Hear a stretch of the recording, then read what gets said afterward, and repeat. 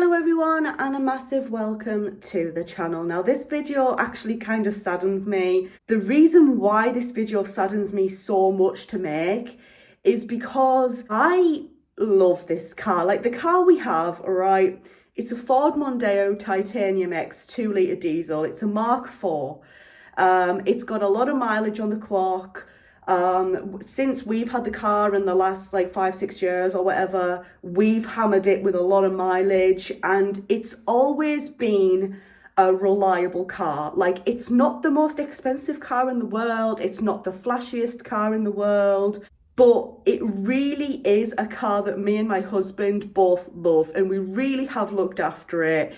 It's been a really reliable car up until lately when things have just started breaking on it. We thought to ourselves, right, we're gonna drive to Saltburn and we're gonna have a lovely meal at the Ship-In pub. Literally, we were driving along, everything was absolutely fine.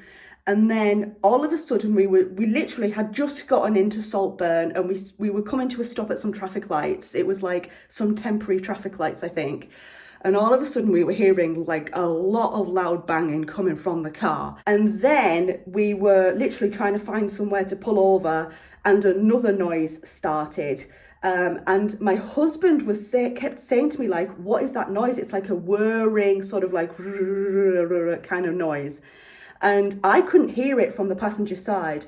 And then I kind of tilted my head towards, my husband and the driver's side of the car, and I could hear it. I started to hear what he was on about. So not only was there a banging, but there was also like this weird kind of whirring, whizzing kind of noise coming from the driver's side. Obviously we had our hazards on. We pulled over down like this weird side street road. He was having a look at like, the shock absorbers, the brakes, things like that. Obviously you can't see much because at this point it's like 6 o'clock at night and it's winter, so it's very, very dark. But basically he said to me like, this is strange. Like, there's a lot of like fluid or liquid around like the shock absorber. And then he had a look at the passenger side, and that was like totally fine. It was dry, no problems. And then he goes back over to the driver's side and he's like, yeah, this isn't right. There's like some kind of fluid. It's like, it's wet with fluid. The thing is, you guys, there's also a bang just as the car's coming to a stop. So I think that there also may be some kind of issue with the brakes. Basically, we called for breakdown because we thought we don't want to risk this driving home. We're literally like 40 minutes away from home. We didn't want to risk driving it.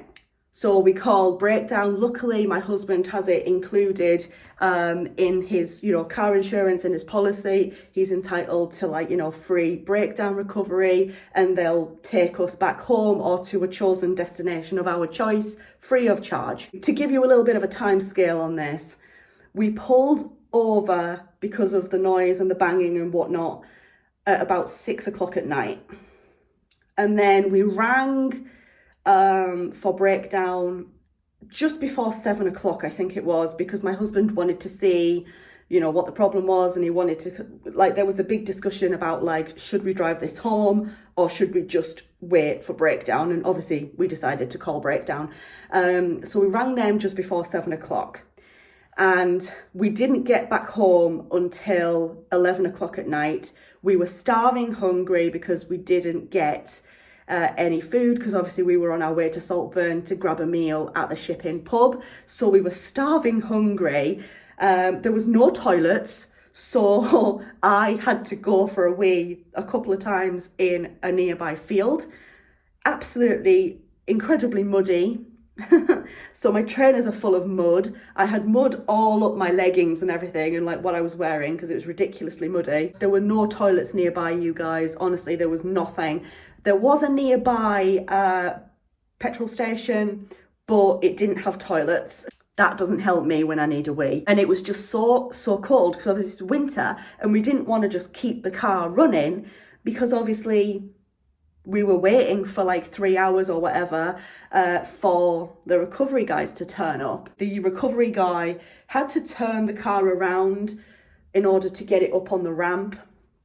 And literally everywhere where he was driving the car to turn it around in order to get it up on the ramp, there was some kind of fluid on the road. Wherever he had driven the car, this fluid was following him.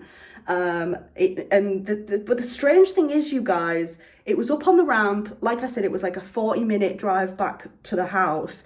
And when we got to the house and we were getting the car back off the ramp, there wasn't any fluid coming out of the car. But it was definitely coming out when we were getting it onto the ramp, because like I say, you could see it. We've had a lot of work done to the car, so it's a bit of like a kick in the face. That's the thing with cars, I suppose. It's like, when they work, it's great.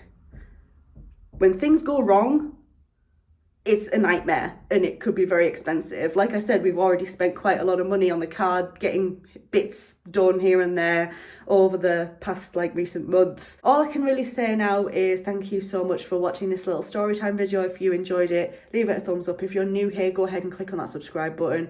Thanks a lot for watching once again, and I hope to see you guys in the next one. Bye everyone.